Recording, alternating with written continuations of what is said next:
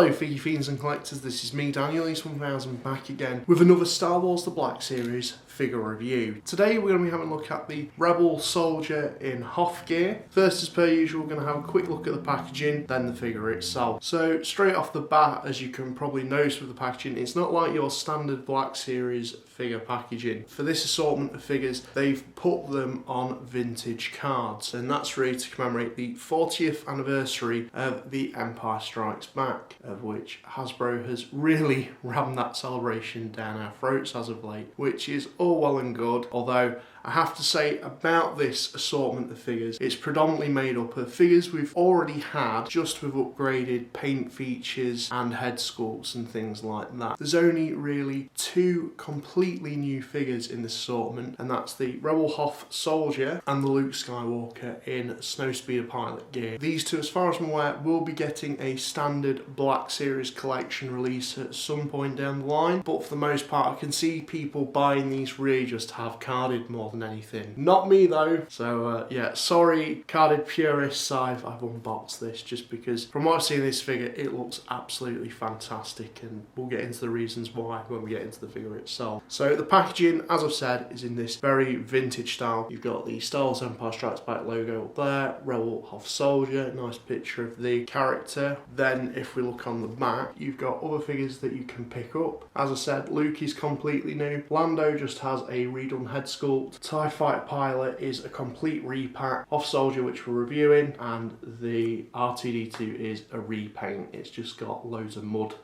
covered on it. You've also got a bit of a brief bio on the collection itself, not really on the character, a ton of legal garb, and that's pretty much it for the packaging. So with that out of the way, let's take a look at the figure itself, of which I have to say is an absolutely fantastic figure. I am one to complain a lot about having human characters and overly done human characters, wanting to see more aliens and unique things being made, but when they do a character as well as they have done with this particular figure, I really can't complain that much, because they've really addressed a lot of things that I have issues with Hasbro when it comes to releasing canon fodder effectively, at least from the Rebel Alliance ranks. So we'll get into the reasons why as we go into review. So first and foremost, I'm going to give you a little look at him. So you've got his head sculpt there, of which is some fantastic photo real. I love the paint application on that head sculpt, just because you can see some of the rosiness in his cheeks. Obviously he's on Hoth, it's cold. Got his scarf there, hat as well. And we'll get into the head a little bit later into the review as we look at accessories. If we have a look on his back, you've got his backpack with a lot of greebling on the back there, some doodads as well. You've got his rank badge on his shoulder, along with some nice textured detailing on that coat. Some more things on his chest, and if I just move his arms out of the way, you can see things a little bit better. Some buttons on his wrists as well, his legs. Just lots of nice sculpted detailing. Not overly mad with the paint application, but that's nothing wrong with this figure. At first glance it's kind of like, yep, it's another standard troop figure. What makes this so special, Mr. 1000? Well, what makes this figure so damn special, and this leads me into accessories. You've got the standard things such as blasters, like this heavy assault rifle, which I think's the first time I've seen this one. There's no real paint application on it, but I'm not going to complain about that too much, just due to the fact that they have sort of cut costs with this. You can see where they've put the money into other things. So you've got the assault rifle there, which is nicely sculpted. On his leg, you've got his holster, which can hold this Rebel blaster, or the standard Rebel blaster that we all know and love. Take that blaster out of his hand, and he does hold that really well with the trigger finger actually fitted in the trigger hole.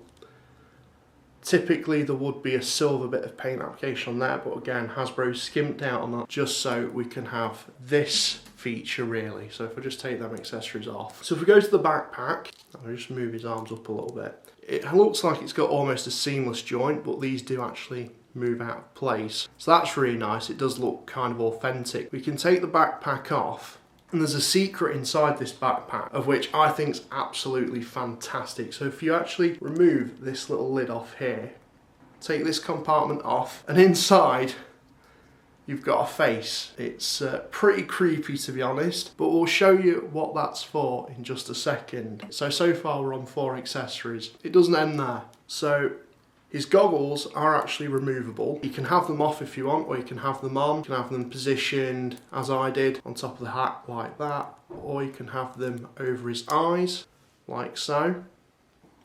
As they've used this elastic material, the only thing is you've got these little overhanging bits of elastic. But you could probably trim them down, or they're not too much of a bother to me, so it's up to you if you want to do that. But you can take those off. So we're on 5 accessories now. So not only that, you can take the head off, and you can actually remove this scarf or face mask from the figure. If you so wish, you can take that off completely, or if you flip it the other way, you can put that over his face, and you can have it as a face mask, which is kind of convenient for the times that we're in. So again, you can diversify your ranks by doing that. You can have some with goggles off, some with goggles on, some with, you know, these off or on, or in different positions. There's so much variety of things you can do with this figure. And just to add to that, what you can do is you can take the hat off, pull the face off, and if we get the backpack with the other face in, we take that face out and we overlay it into that little crevice there, so it looks almost seamless. We have a different Hoth trooper. This is something I've been wanting Hasbro to do for years, and I was thinking in terms of alternative head sculpts, but this really does diversify your ranks so simply. I really like this figure. I think Hasbro's put a lot of time and effort and thought into it, and it really makes up for some of the, dare I say it, lazy releases in terms of this assortment. I know it made sense for them to do a lot of those just because they match up with the figures that were actually made for the Kenner line of Star Wars The Empire Strikes Back. But for this one, the fact that they've put a lot of time and a lot of work in this one, I kind of have to give them kudos for it, because it feels like they've really listened to us and what a lot of collectors have been wanting. And I suppose because they've saved in costs, I mean, there's only 2 new tools in this assortment, they've been able to splash the cash out a little bit, I'd imagine, on this one. So as we can see with this alternative head sculpt, he has a beard. It would have been nice to have seen different ethnicities.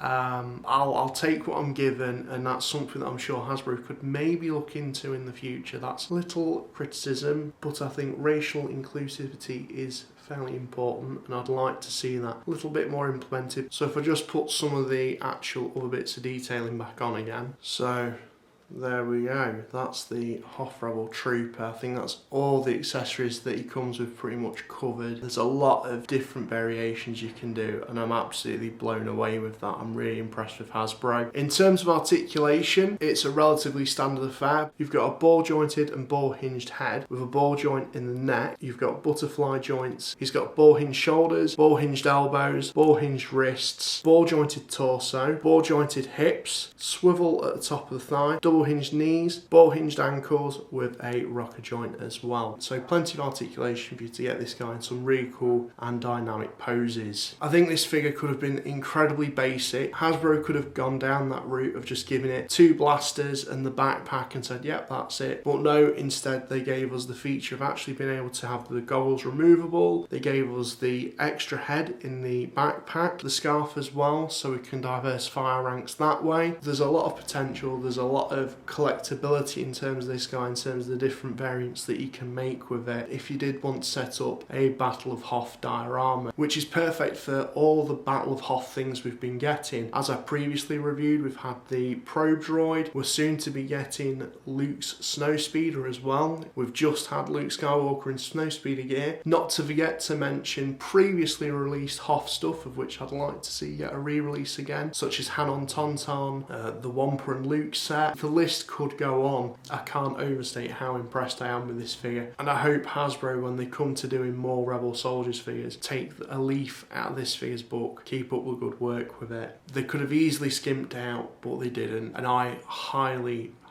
recommend it, particularly if you are an original trilogy collector and like the Battle of Hoth scene. Let me know if you guys have picked this guy up or are planning to get this guy in the comments below. And this is me, Daniel East 1000, signing out, and thank you very much for watching.